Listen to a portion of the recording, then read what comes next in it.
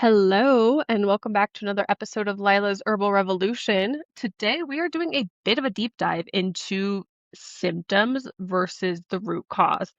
And these are both terms that get thrown around all the time. Like, what does it mean to treat symptoms? Why are we against treating symptoms?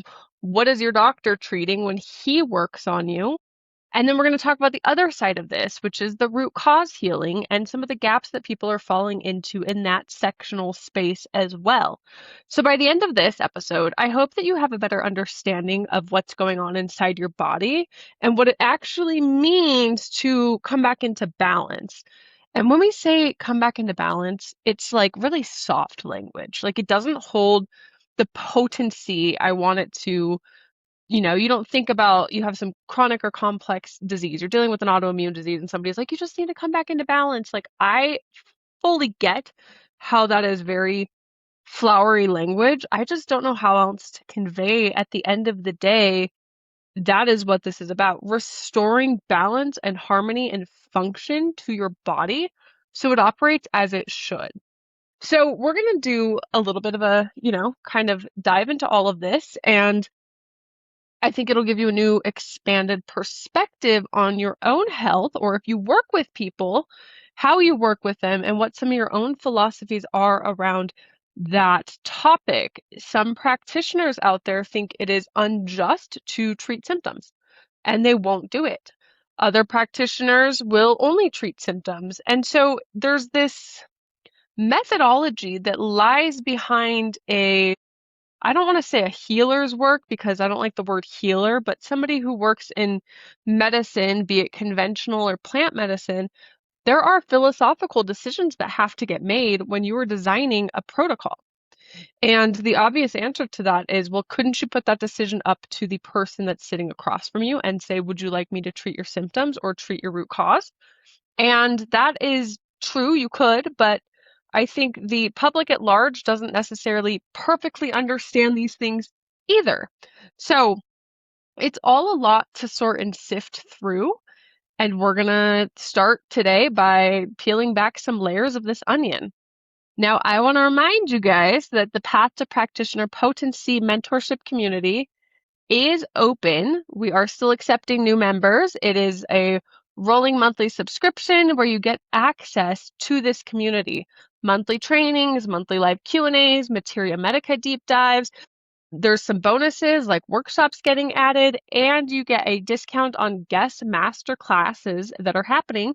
And I will be releasing one in August for herb drug interactions, which I think is such a grossly misunderstood piece of herbalism. So I'm really excited. That will be with KP Khalsa and myself, and will be a great training. So you get a discount on that if you're in the community. And if you're not in the community, I will open that up to the public at some point. It probably won't be at the same time, and it will definitely not be at the discounted rate. So if you're interested in that program, definitely check the show notes below for all of those details. We are growing, and it is a really awesome space that is gonna help fill the gaps between you and being able to put all these things that you're learning into practice. Okay, so symptoms versus root cause. Um, when you go to your doctor is most likely treating symptoms. Doctors work symptomatically. So if you come with pain, they are not incentivized to figure out, hey, why do I have pain? They give you a painkiller that kills the pain, so you no longer have pain. Pain goes away, patient happy, doctor happy, everybody wins. Except these drugs and treatment methods of symptom management have side effects. That's problem number one. And then two, if you don't actually fix the underlying issue, what's driving said pain, then you are going to continue this out of balance piece, and that pain will come back, or it will be diverted into another ailment or symptom that then has to get fixed. So when you use symptomatic treatment, you get put on the merry-go-round. where you have a symptom, you get a drug for that symptom, that drug causes side effects, or suppressing that symptom leads to another issue in the body. And so then you get another drug for that issue, and then here we go on the merry-go-round. So yes, doctors have their place. Yes, drugs have their place. Yes, Western medicine has its place, but this is a fundamental issue with Western medicine. They're not asking why, they're asking how do we get it to go away? And it comes back to one of the main aims of Western medicine. And the aim of Western medicine is to keep you alive. It's to prevent death. It is not to improve quality of life. It's not to make sure that you're healthy and happy. It is just to make sure that you have a pulse and you are breathing. So that methodology really informs how Western medicine care happened. We're trying to prevent death. We are not trying to promote life. So if it's a little confusing for you to understand what you feel in your body and what's a symptom and what's going on, I want to give you a couple examples and metaphors that you can play with. So firstly, anytime you have something going on with your health that you don't like, let's call it fatigue or migraines or a cancer diagnosis or excess gas or bloating or moodiness, these are symptoms. I even call an autoimmune disease like Hashimoto's, or your thyroid's not functioning, or you have urinary incontinence or urgency. These are all symptoms. They're not the problem in and of itself. They are a way for your body to get your attention. So your body doesn't communicate, right? Like it can't talk to you. Your liver can't say, hey, Lila, I need your attention. You're giving me too much work to do. So what does it do? It functions in a way that gets your attention, and those are symptoms. So pain is your body asking you to look at something. Fatigue is your body asking you to look at something. And we will get into the causes of disease later in this episode. But anytime you're feeling a symptom, think about it as your body waving a flag, waving a hand, waving at you to get your attention. Symptoms are there to show you that something is out of balance. It's not the thing that is necessarily out of balance. We are way too complex for that, unfortunately. And it seems counterintuitive because somebody coming with migraines, they're going to go, the migraines are the problem. I have pain from migraines. I need this migraine pain to stop. So it can be dismissive to say, well, your migraines aren't the problem. They're a symptom of the problem. But at the end of the day, if you want to find relief from your migraines, you have to take a step back and take this holistic view of what's going on in your body. And we have to really understand a couple concepts. And these concepts are, one, we're all unique. Regardless of the symptom or the diagnosis that we are experiencing, it is unique to us. We most likely got it in a unique way, and we're most likely going to move through it in a unique way. So we have to honor first individuality, because your doctor treats a symptom and he treats those symptoms universally. We have population-based medicine that's being practiced, meaning we do studies on a population and then we apply what works for most of that population. But we don't mirror most of that population. So when we are thinking about treatment for ourselves, we need to understand that we are individuals and that individual treatment is very important, because when you go to your doctor says, I'm treating a migraine. When you come to me, I say, I'm treating Lila. I'm working with a person, not the symptom. And that's a huge difference in philosophy and how different things are approached from a conventional side versus the more holistic side I practice in. The next thing we need to understand is that everything in the body is connected. So you can have a migraine that's happening in the head, and the pain, you feel it in your head. Or another good example is anxiety. A therapist said to me recently that they picture anxiety as above the neck. It's in the head, and then depression's in the body. And while that's all fine and dandy, it bypasses how interconnected everything is. So that migraine that's happening in your head, or that anxiety that's happening in your head, can actually be coming from somewhere else in your body. So let's take the digestive system for an example, because that could be driving either one of those symptoms. If you're eating foods that are causing your digestive system distress, those distress signals are going to be sent back up to your brain, and that's going to manifest as something like anxiety, or it can manifest as something like migraines. So we have to look at how interconnected the body is. And that's where the symptom you're feeling isn't actually the problem comes in. It's deeper than that. And we're going to talk a little bit more about that quote unquote root cause here in a second. So then the third piece that we need to acknowledge that Western medicine hasn't fully adopted yet, there's signs of life, there's signs of them coming around to these concepts, but it is that every single thing we do impacts our health. Everything matters.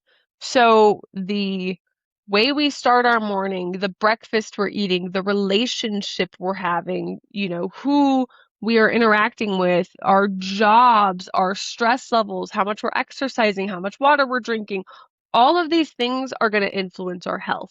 And those are part of the things that cause the imbalance. So we have to take into consideration this whole paradigm when understanding the difference between symptomatic treatment and root cause treatment. A really great way to put this is, let's say you're sick and you have something like the flu and it's accompanied by a fever. Now, the fever can appear as the problem. The problem is I have a fever. But the fever is just a signal that your body is fighting off an invader. That signal is important. So if you come in and you try to turn off that signal and bring the fever down, treat the fever, great, the fever came down, but what's driving the fever has not been eliminated. So if you don't eliminate what's driving the fever, if you're not bringing in the right antivirals or immune boosting things for your body to fight off the invader, then great, you just shut down the signal that your body is working, not the actual cause of the signal. So you understand the fever is the signal, the cause of the signal is your body has an invader and it's fighting it off. So this is something that we need to understand when we're talking about symptoms.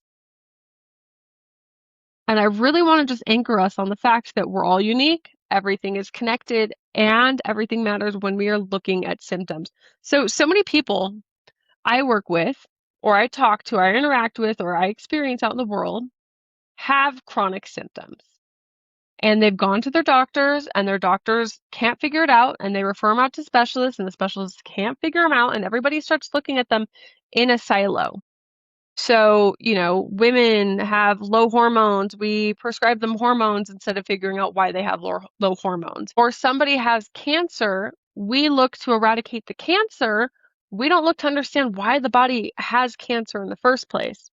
And so anytime I look at a sign, a symptom, or a diagnosis, that in and of itself is not the whole picture. It's not all we're working with. We have to go beyond that and look at this entire picture to really help a person. And that doesn't mean that some people don't get relief from a medication and that's that, but a lot of the times, and I work with a certain population, so what I see I am biased towards, but a lot of times that just leads to more issues. And it's why people have such a negative view of the medical system and why they want something beyond symptomatic treatment. They want more support than just being put on a drug. So then we can look at the other side of this. So we know that what we're feeling in our body is a symptom. And actually, when I run workshops, I have people go through this exercise. And as part of the exercise, I have them draw a tree. And on the tree, I have them draw a bunch of branches. And every health complaint they have goes on a branch. So this is the high cholesterol that came back in the lab work. This is the low iron. This is the fatigue. This is the PCOS diagnosis. This is the sluggishness. This is the moodiness, the anxiety, the heavy menstrual flows, the PMS, like acne, whatever it is your health complaint. Whatever it is that's impacting your day to day, or you're aware of, or is it as good as it could be, goes on a branch. And then I ask the people, this tree has sick branches. Its branches don't feel good. How do you go about fixing the branches. And the first thing everybody says is, you cut them off. And I go, no, no, no, no. You don't cut off the branches. You have to understand why the branches are hurting in the first place. You have to go down to where the tree is getting its nutrients from. And you have to look at the root structure. You have to look at the root, what's going on underneath the dirt, the soil, what's going on in the parts of the tree that we can't see that aren't so obvious that are responsible for nourishing these branches. So we dive into the roots and the drivers that are happening. Now, in the alternative health and wellness space, the functional medicine space, the alternative space, there's a lot of conversation around root cause, right? Like you get on social media and everybody's talking about the root cause. And the things that I see talked about as the root cause are the SIBO, the black mold, the parasites, the candida. There's all of these things that people are blaming as the root cause. Leaky gut, as an example. And the message has kind of gotten distorted in a way. And we're still out there looking for what I call the smoking gun. We're looking for the one thing that's leading to all of our health issues. And I can't get it through to people that that thing doesn't exist. And even when I work with clients, I do my work, I do my assessment, I approach things from a different angle, and they still want to know, well, what if it's SIBO? What if it's candida? What if it's parasites? And while all these things are problematic, and if they are present, we want to address them, I find that they're not the root cause. The root cause goes beyond those. Because if your body has parasites, that means there was already a vulnerability or an imbalance before the parasite took root. And if we try to only fix the parasites without addressing the entire foundation, then we're going to be left with a terrain that will just allow another parasite in. So we have to go beyond. We have to go beyond what's trending. We have to go beyond what everybody is blaming out in the health space. And that's really what it feels like. Like it feels like there's a lot of blaming. Do a parasite cleanse. Parasites are causing all your problems. Don't eat this or that. It's histamines, it's nightshades, it's the anti-nutrients, it's the lectins, it's the phytates, it's the SIBO, it's the candida. Everything is blaming external sources. And none of those are the problem. At the end of the day, none of them are the problem. We have to take a level of radical responsibility and help to understand, how did our body become out of balance in the first place? This is what sets us free. This is what allows us to truly heal, to truly work to come back into balance. So whenever I see someone that is presenting with a histamine intolerance or a nightshade sensitivity, my reaction is never to blame the histamines or the nightshades. My reaction is, how do we go deeper and figure out what's in balance, what's out of balance that you can't handle nightshades? So every time there's a black mold story, somebody has all of these horrible health issues and the black mold finally gets discovered and they eliminate the black mold and then they feel better.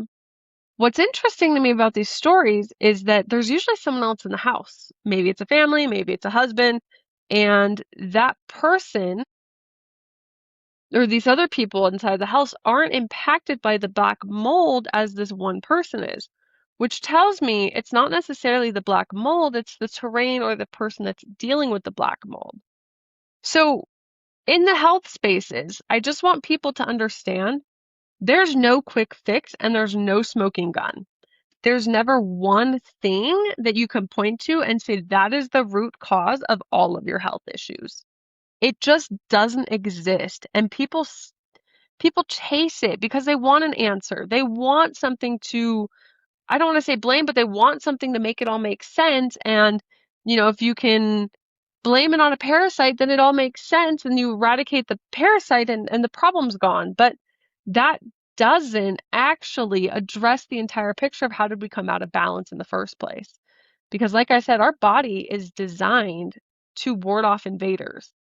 Our body was designed to not allow things like parasites or candida or SIBO to take control of our body. So if our body yielded that control to an outside entity, something was already out of balance.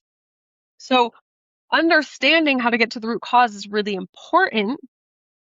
We need to go deeper. We need to understand what's going on, but the root cause is never as sexy as a parasite or black mold or SIBO or candida. It's usually not. So when I'm working with people and I'm looking for the root cause, I take a twofold approach, and we're going to talk about my approach to practice in a little bit here. But I look at the low-hanging fruit first. I say, what is obvious that could be driving your symptoms? So let's say somebody comes to me and they're super fatigued and they are waking throughout the night and urinating a lot and they're crashing, brain fog, low energy, just kind of moody. Maybe it's paired with anxiety. My first inkling is never parasites or SIBO or candida or H. pylori or any of those. First, I look at, what are you eating? Do you have enough nutrients coming into your body to sustain a healthy life? And then I look at what's going on inside your body. Is your digestive fire strong enough that it can break down the food that you are bringing in and utilize it to promote a healthy life? And then I look at the other areas of their life, like how much chronic stress are they under? How much time are they taking for themselves? How much media are they consuming? What else is going on that could just be obviously contributing to the imbalance? So what kind of job a person works, their home life, their stress, like all of these things play a role, and it's part of looking at the whole picture. So I start with the low-hanging fruit. And I very rarely have a problem when I work with someone finding possible drivers. And I start with the simplest, most obvious drivers first. And we dial those in. So that picture I just explained, maybe it's a blood sugar imbalance. So we tweak on that. And if that moves the needle, great. I know we're going in the right direction. And if it doesn't, then I need to dig deeper. So I start with simplicity first in a way. I want to see what's obvious before jumping and sending someone off for thousands of dollars of testing and, just searching for something that may or may not exist. So the work I do first says, what are these possible low-hanging fruits? How do I shore up this terrain for someone? How do I bring balance to this foundation? How do I make sure the basics are put into place? Are we digesting our food? Are we having a daily bowel movement? Are we, going to bed at reasonable times? Are we, taking care of ourselves? And on top of that, we are bringing in the support structure needed to see quick results. So the real takeaway is that just when we talk about root cause healing, it's never the smoking gun. It's never that trendy thing that everybody is blaming everything for. Yes, people come to me and there might be a parasite present. Great. We eradicate the parasite. Then we shore up the boundary lines to make sure we don't let in more parasites. Or, if there is a histamine sensitivities, yes, we're going to get rid of the histamines and then we're going to work on the immune function to make sure that your body doesn't have to avoid, but we can heal. So things that are tolerable to most people become tolerable to you again. We really have to take a look at what's going on in our bodies and say, is this normal? Now, not everybody is going to be able to achieve the same level of health, and what health means to one person could be different than another. But think about something like asthma or allergies. You have benign substances coming into your field and you are reacting to them. And we blame the substances, but there are plenty of people that can be around dog hair and cat hair and pollen that it's not a problem. So we need to start looking a little deeper and just critically thinking through some of these things.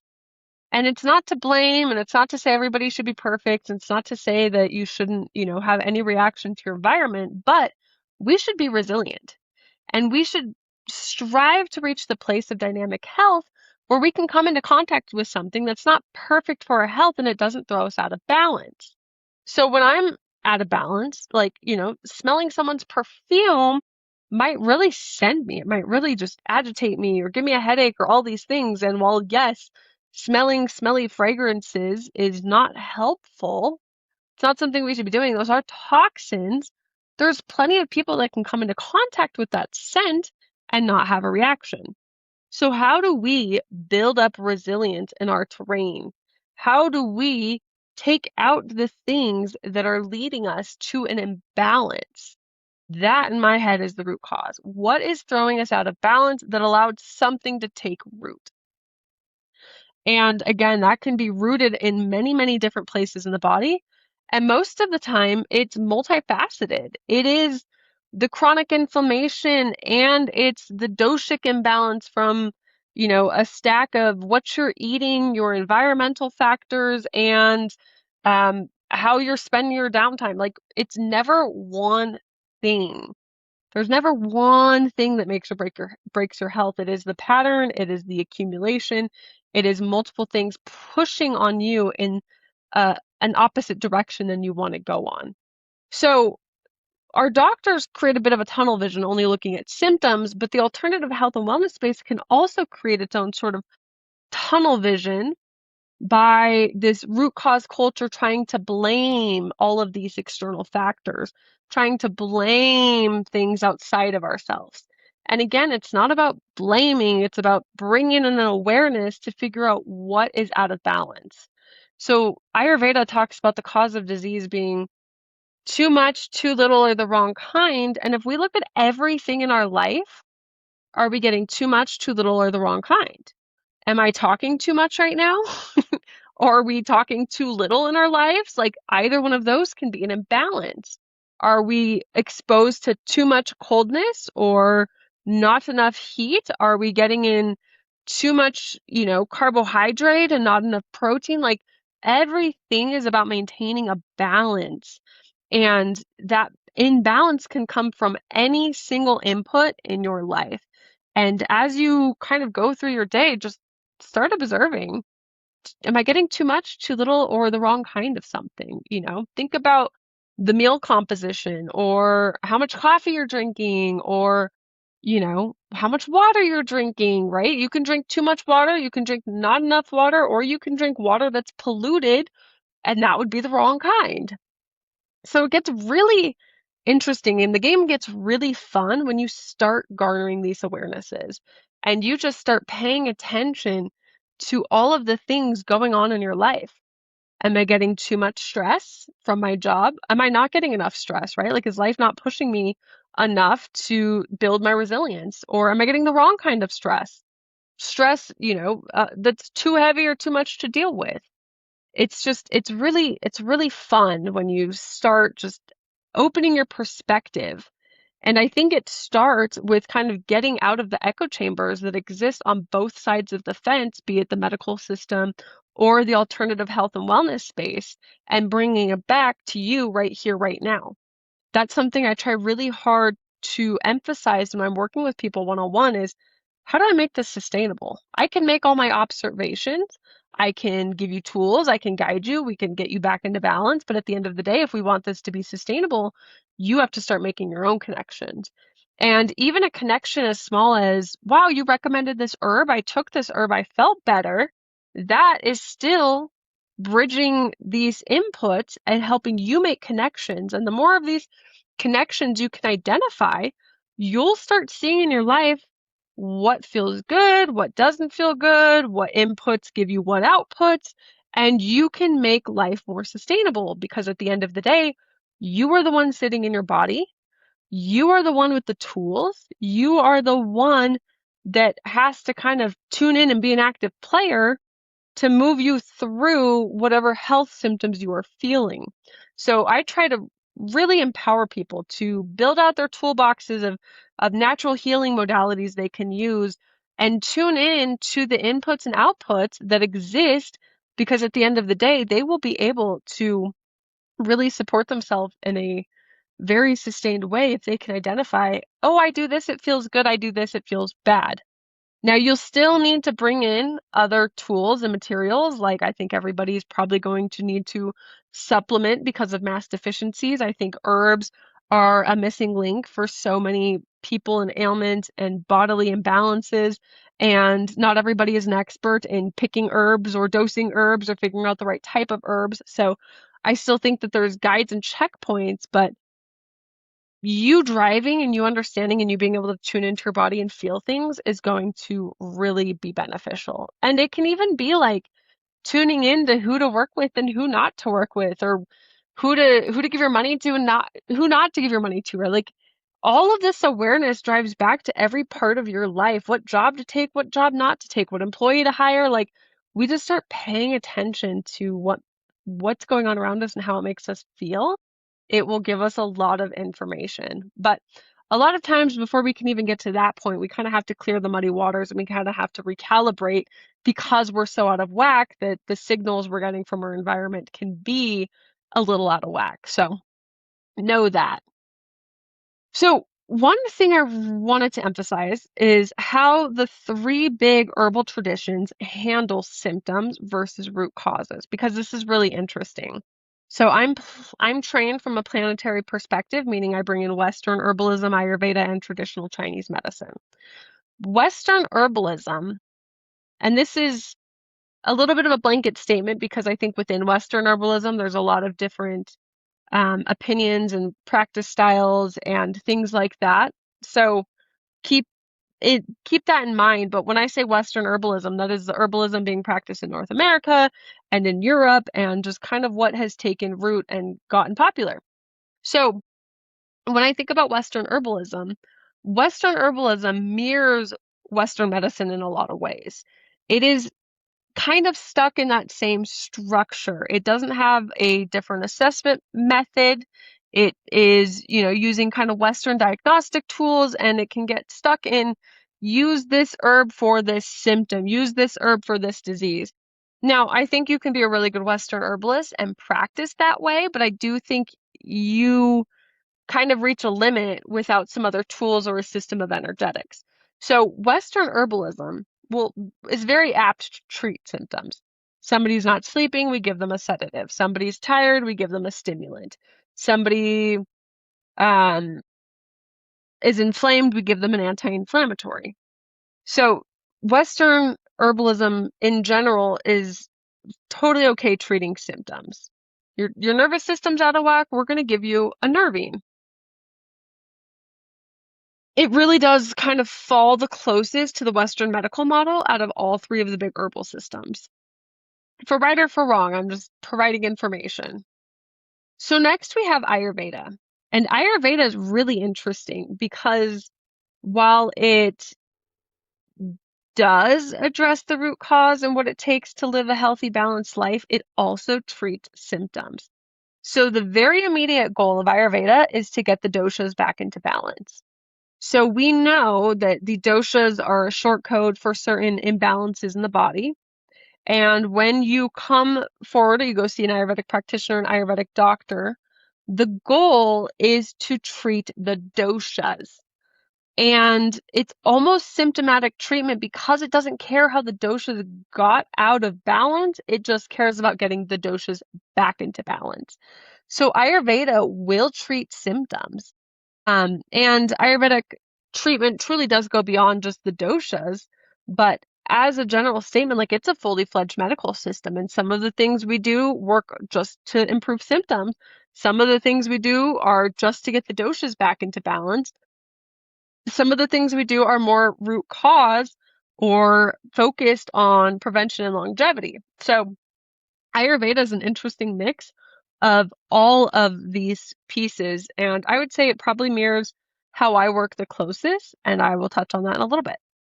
And then there's traditional Chinese medicine, which is the least willing to treat symptoms. Chinese medicine really just wants to treat the underlying pattern and expects people to be patient to see results.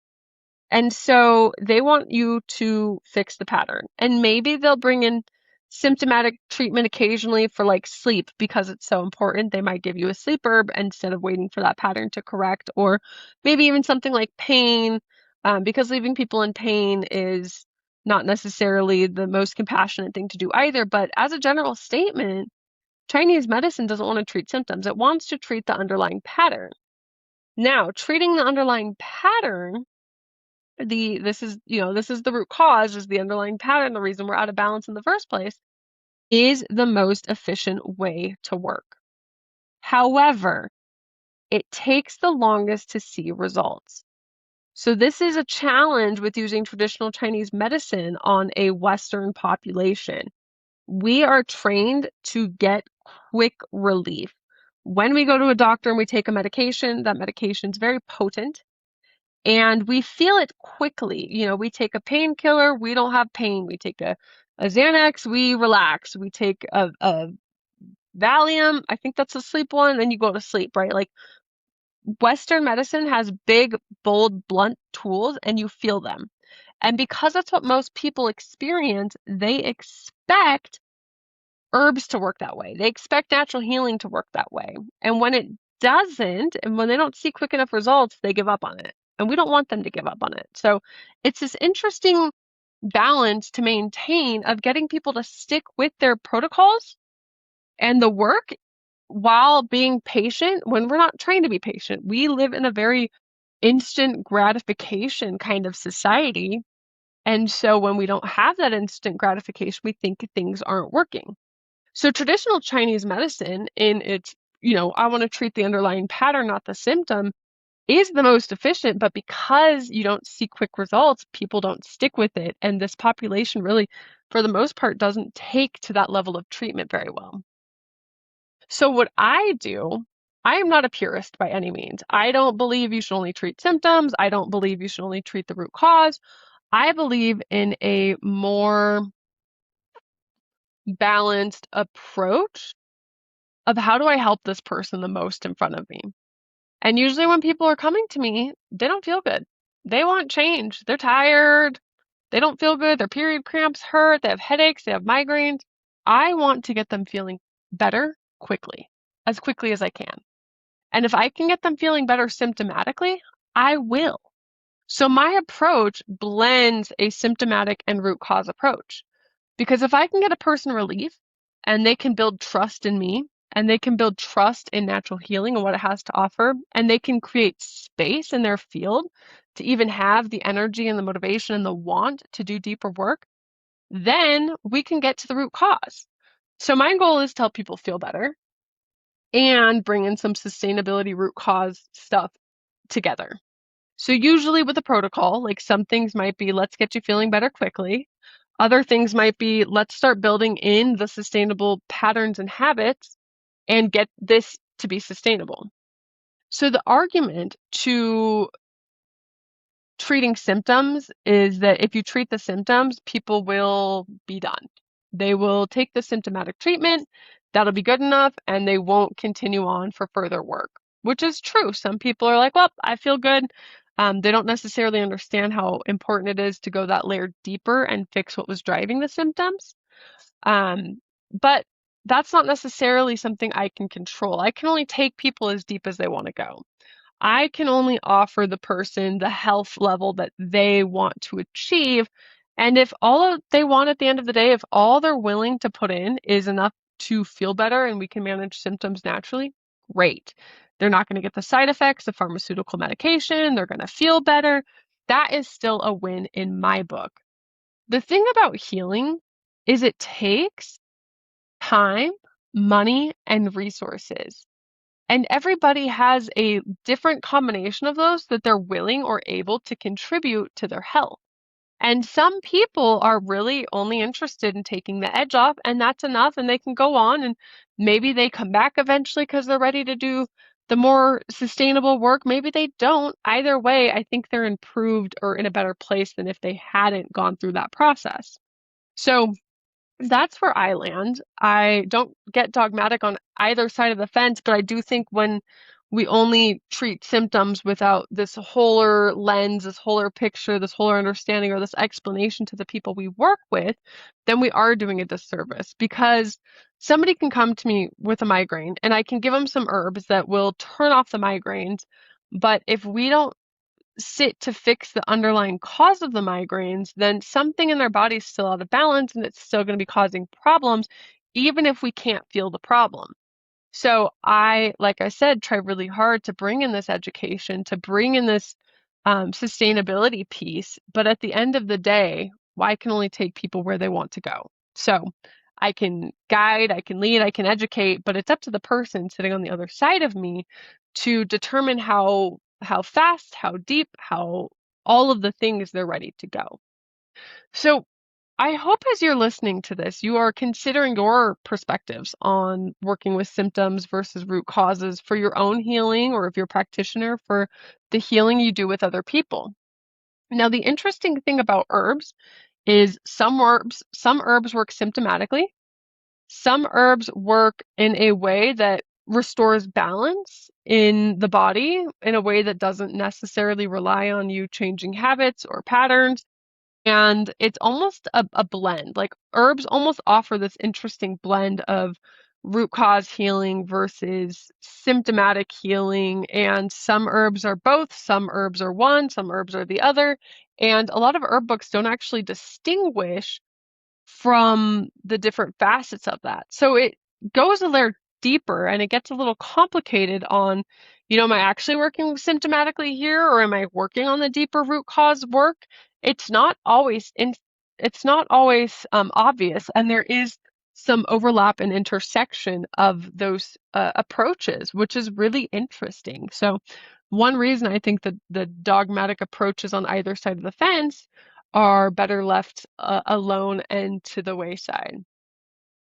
So I want to also come back and talk about some of the causes of disease, and we can look at disease as a symptom, but these are some of the things that throw us out of balance, that we need to understand, that we need to work within to restore harmony, to find health, to, achieve what we want to achieve here.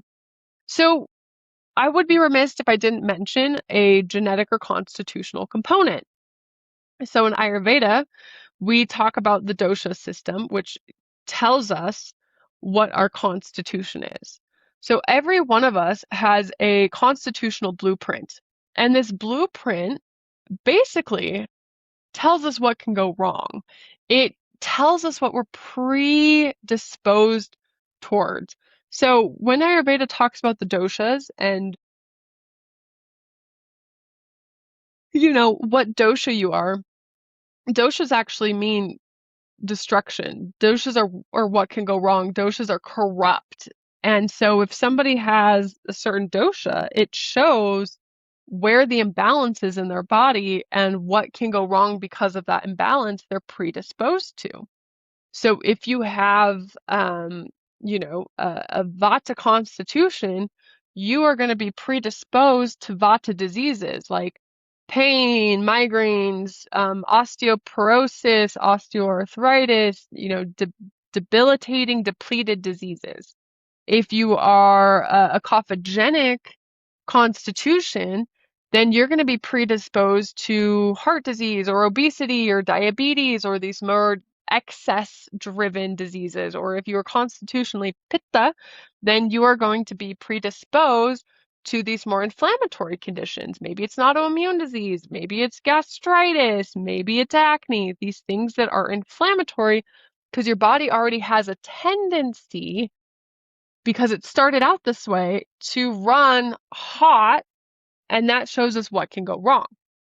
So we do have a constitutional component. So what we're born with is definitely part of what we have to work with when we are trying to find health and restore balance. And, the Western counterpart to this would be our genetics. We are genetically predisposed to certain diseases and conditions. Now, just because we have a genetic predisposition does not mean it's inevitable, right? Like it is the environmental factors that will turn that gene on or off and determine how or when or if it expresses itself.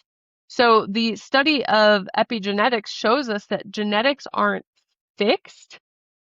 They're not a death sentence. Our environment matters. Our diet matters. the stress we have matters, and all of these things will turn on or off these genes that we inherited that we're predisposed to. So it's the same concept. We know what might be able to go wrong doesn't mean it has to go wrong. So that constitutional genetic piece is definitely something that contributes to our health. The next thing that this is a really big driver, and you don't hear this talked about, like you'll never hear your doctor talk about this, but it is a misuse of the senses.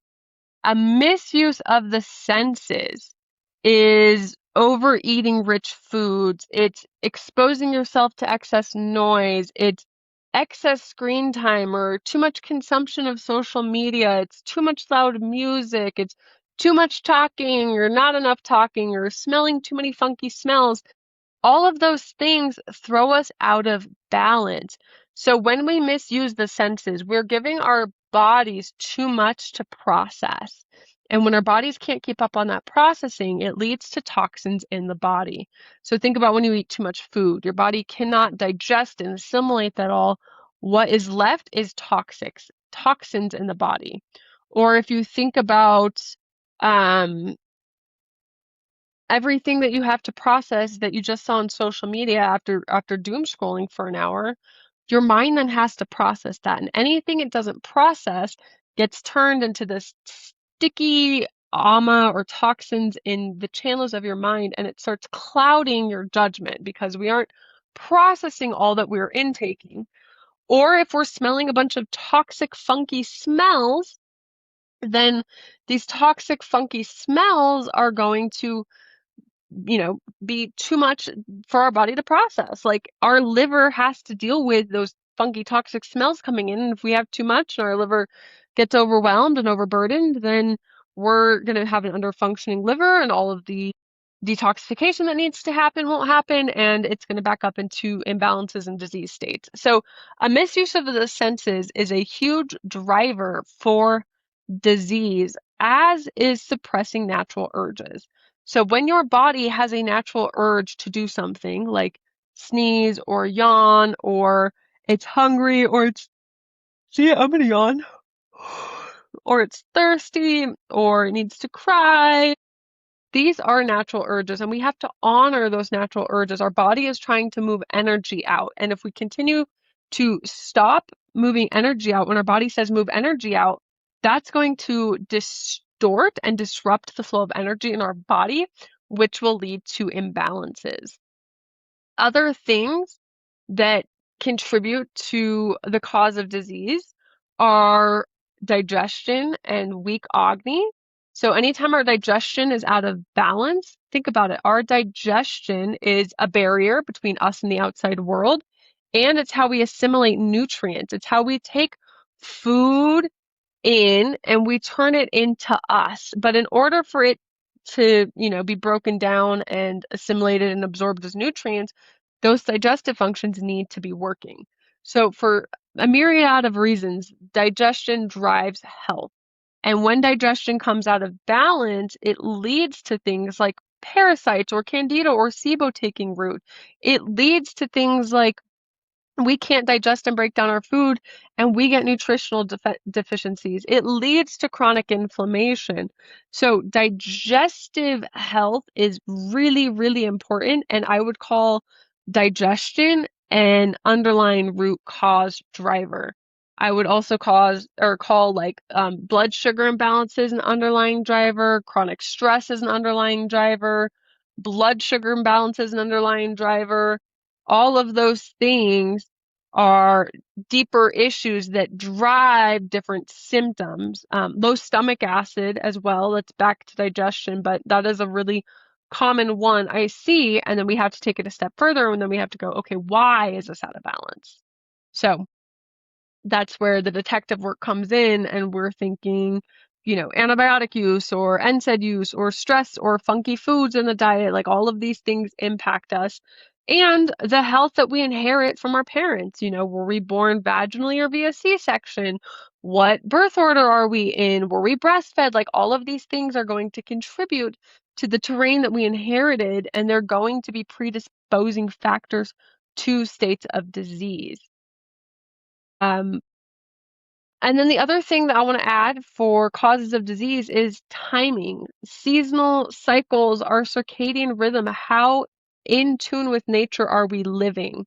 The more in tune with nature that we are living, the more healthy we are, the more that things are operating in our body as they should, the more we're flowing and we are in tune with nature and the universe, and that's going to lead to states of health.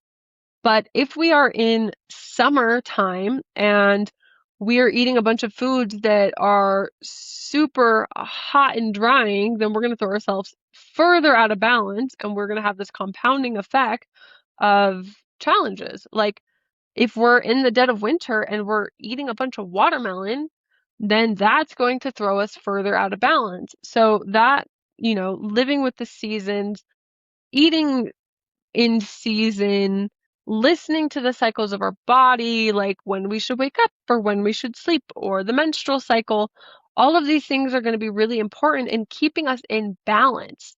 So the name of the game at the end of the day is that balance, even though that again is a really soft way of putting it. It doesn't matter what the disease is. It doesn't matter what the symptom is. We have to restore balance and function to the body. And we might do that in a couple different ways, ones that help us get relief quickly, one that brings our entire essence back into balance. That is the name of the game. So we are trying to weave together these viewpoints and understandings of our symptoms, why we have them, how to address them, how to get beneath them, beneath that obvious first layer and understand the interconnectedness of what's driving our symptoms is all really, really important. So all of these things, when you're working with a client or you're exploring your own health, are relevant. Some of it's a little philosophical, but it all makes a difference in how we address our health at the end of the day. And I want to just drive home that being dogmatic on either side of the fence is not going to serve your health.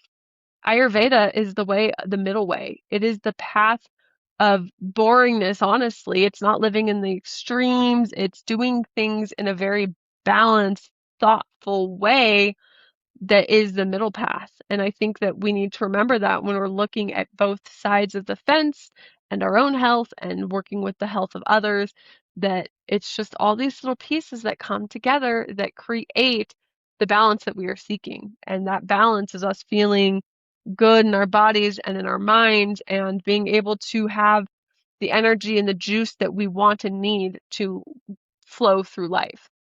So that's it. I feel complete. A couple of reminders for you. I am open to one-on-one clients.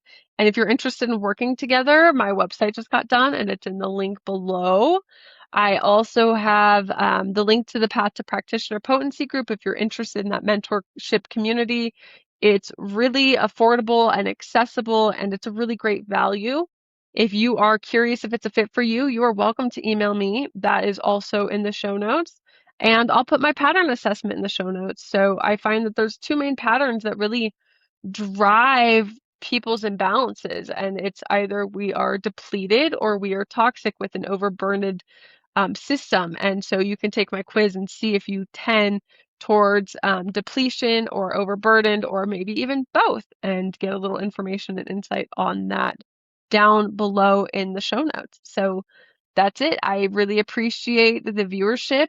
My numbers go up every time I check, and it's just really beautiful to see everybody here and engaging with the content. So thank you so much for being here, and I look forward to serving you next week.